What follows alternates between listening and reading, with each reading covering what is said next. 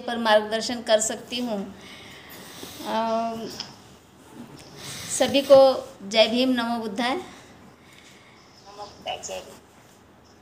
विषय आज इतना जटिल हो गया है, ये मुझे ऐसा लग रहा है। सोशल मीडिया के माध्यम से लोग इस विषय पर काफ़ी चर्चा कर रहे हैं और तरह तरह के विचार आगे आ रहे हैं, और इस वजह से आदमी को सॉल्यूशन मिलने की बजाय वो और ज़्यादा भ्रमित हो रहा है।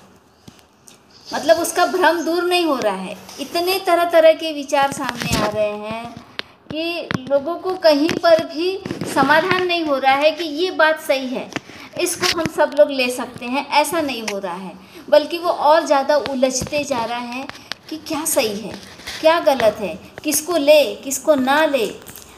तो ये जो उलझन है, इसमें जो मार्गदर्शक है उस पर उतना असर नहीं हो रहा है, लेकिन जो सुनने वाले अनुयायी है, जो इस समाज में रहते हैं और संस्कृति का वहन करते हैं, उनको ज़रा दिक्कत हो रही है। क्योंकि ऐसा है ना कि समाज के लोगों को कुछ न कुछ चाहिए। ये समस्या इसलिए है कि उसको कुछ न कुछ चाहिए, संस्कृति के नाम पर, त्यौहार के नाम पर कुछ तो चाहिए करने के लिए। ऐसे तो बाकी समय में इंसान बोलता है कि मेरे पास बिल्कुल टाइम नहीं है, लेकिन त्यौहार मनाने के लिए टाइम है, और वो चाहता है कि उसको ऐसे कुछ त्यौहार दे जिसको वो मनाए। और ये हमारे दुख का कारण है। बुद्ध ने बोला है कि हम कुछ चाहते हैं और नहीं मिलता है तो दुख होता है, और सबसे बड़ा दुख का कारण ये हो रहा है कि लोगों को संस्कृति के नाम पर कुछ तो चाहिए करने के लिए। वो ये नहीं समझ पा रहे हैं कि संस्कृति हमेशा हर युग में परिस्थितियों के अनुसार, घटनाओं के अनुरूप बदलती रहती है। ये भी परिवर्तनशील है। जैसे बाकी चीज़ें परिवर्तनशील है, ये भी परिवर्तनशील है। हम क्यों उसी बात को जो बहुत पहले हो चुकी है, उसी को क्यों आज भी ढोना चाहते हैं, उसी को आज क्यों जीना चाहते हैं? वो हो चुका, उस समय इतिहास में हो चुका है, लेकिन लोगों को इसमें ढोने में मज़ा आ रहा है। क्योंकि हमारे यहाँ ऐसा है कि त्योहारों के नाम पर लोगों को छुट्टी मिलती है, त्योहार के नाम पर लोगों को तरह तरह के कपड़े पहनने का मौका मिलता है, त्योहार के नाम पर लोगों को तरह तरह के खाद्य पदार्थ बनाने का और खाने का मौका मिलता है, त्योहार के नाम पर लोगों को इकट्ठा आकर हंसी मजाक करने का मौका मिलता है, त्योहार के नाम पर लोगों को इस तरह के त्यौहार कुछ हंसी मजाक के ज़रिए छेड़छाड़ करने का मौका मिलता है, कुछ शीलों को तोड़ने का मौका मिलता है, जो आम दिनों में नहीं मिलता है। आम दिनों में उसको बड़ी गंभीरता से जीना पड़ता है। 10 से 5 की नौकरी करनी पड़ती है, या जो भी वो काम कर रहा हो उसमें उसका समय बीतता है।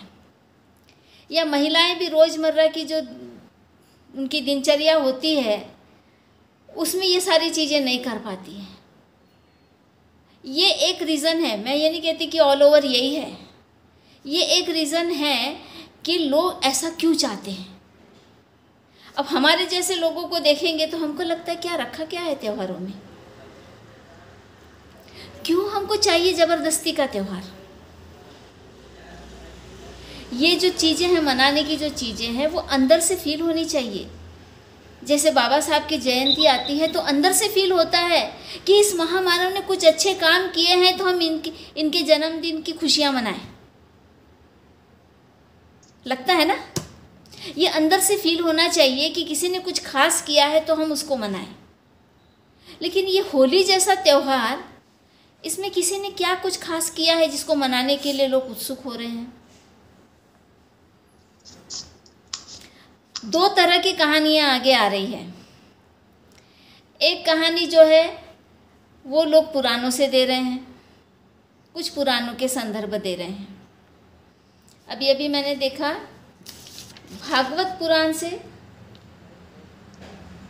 नहीं, भविष्य पुराण से कोई संदर्भ दे रहा है कि होली जलाने का वर्णन उसमें है, भविष्य पुराण में 132 पर। और कुछ बुद्धिस्ट लोग ये प्रमाण दे रहे हैं दूसरे लोग नहीं, बुद्धिस्ट लोग ये प्रमाण दे रहे हैं कि भविष्य पुराण में 132वें अध्याय में होली जलाने का वर्णन है। आश्चर्य की बात है। और वो कुछ बुद्धिस्ट जो ये प्रमाण दे रहे हैं वही ये बात कह रहे हैं कि इस फाल्गुन महीने में बुद्ध कपिलवस्तु गए थे पहली बार। बहुत लोगों ने पोस्ट बनाकर डाली हुई है कि इस समय, इस पूर्णिमा के समय राहुल को दीक्षा दी थी उन्होंने, नंद को दीक्षा दी थी, उनको संघ में ले लिया था। ये बहुत सारी बातें आ रही है।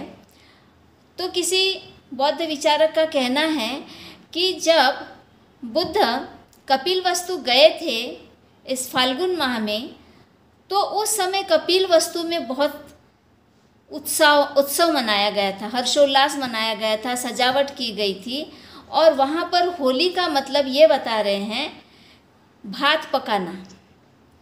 भात पकाते हैं, उससे जो भाप निकलती है उसे होली कहा है, ऐसा वो बता रहे हैं। होली का कहा है, होलिका। ये इस तरह के संदर्भ आ रहे हैं, लेकिन ये संदर्भ पाली साहित्य में नहीं मिल रहे हैं। ना ये सुत्त पिटक में लिखा है कहीं, ना ये विनय पिटक में लिखा है कहीं।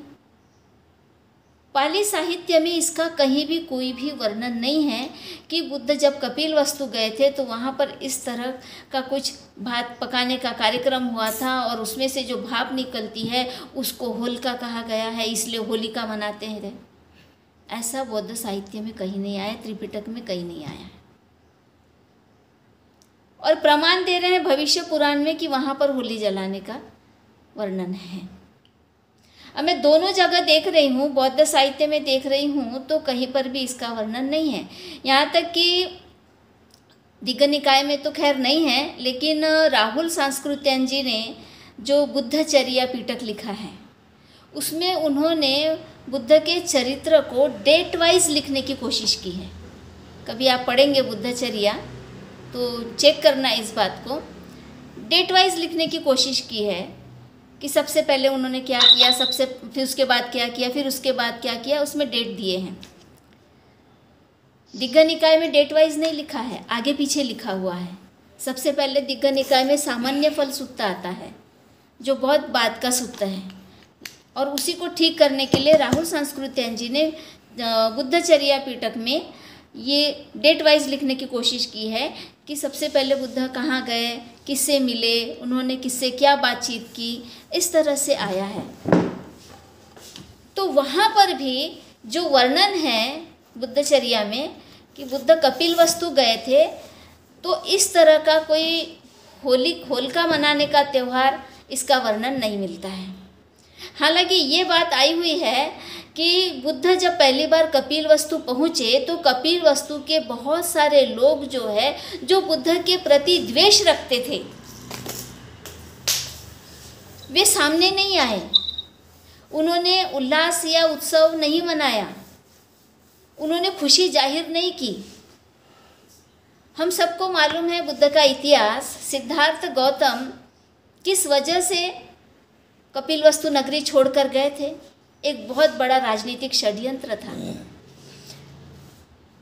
साक्यों और कोलियों में जो पानी का झगड़ा था, उसको लेकर जो सभा हुई और जो युद्ध का निर्णय हुआ, उसके खिलाफ जब सिद्धार्थ गौतम गए, उसके दंड स्वरूप उनको कपिलवस्तु नगरी छोड़नी पड़ी थी। ये इतना बड़ा राजनीतिक षड्यंत्र था। इससे ये साबित होता है कि कपिलवस्तु के बहुत सारे लोग राजा शुद्धोधन के शत्रु थे, हितैषी नहीं थे। उसी तरह से वे सिद्धार्थ गौतम के भी हितैषी नहीं थे, और बुद्ध बनने के बाद में वो द्वेष और ज़्यादा बढ़ा। इसलिए जब पहली बार वो कपिल नगर में गए तो वहाँ पर अनेक लोग ऐसे भी थे जो उनके आने से खुश नहीं थे। कुछ लोग खुश थे, कुछ नहीं थे। अगर ऐसा होता तो कहीं न कहीं उसका उल्लेख जरूर आता कि बुद्ध के कपिलवस्तु नगरी आने पर होलिका उत्सव मनाया गया था। जो लोग ऐसा कहते हैं उन्होंने पाली साहित्य में इसका संदर्भ देना चाहिए, जो कि वो नहीं दे पा रहे हैं। और ज़बरदस्ती उसको बुद्धिज़्म से जोड़ने की या बौद्ध संस्कृति से जोड़ने की कोशिश की जा रही है। बुद्ध संस्कृति से, है ना, बुद्ध संस्कृति से जोड़ने की कोशिश की जा रही है। यही बात वे कार्तिक महीने के समय में भी करते हैं। जब दिवाली का त्यौहार आता है तो दिवाली को भी वो बुद्धिज़्म से जोड़ने की कोशिश करते हैं, जो कि सही नहीं है।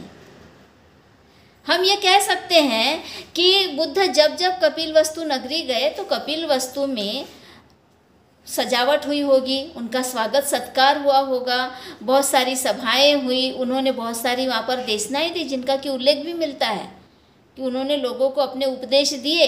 बहुत सारे लोग उनकी बातों से प्रभावित होकर संघ में शामिल हुए। लेकिन होलिका नाम का कोई उत्सव कपिलवस्तु नगरी में मनाया गया था ऐसा कहीं भी नहीं मिलता है। इसलिए इसे ज़बरदस्ती बौद्ध संस्कृति से जोड़ना ये मुझे सही नहीं लगता है। ये मेरा अपना मत है, किसी और का हो न हो।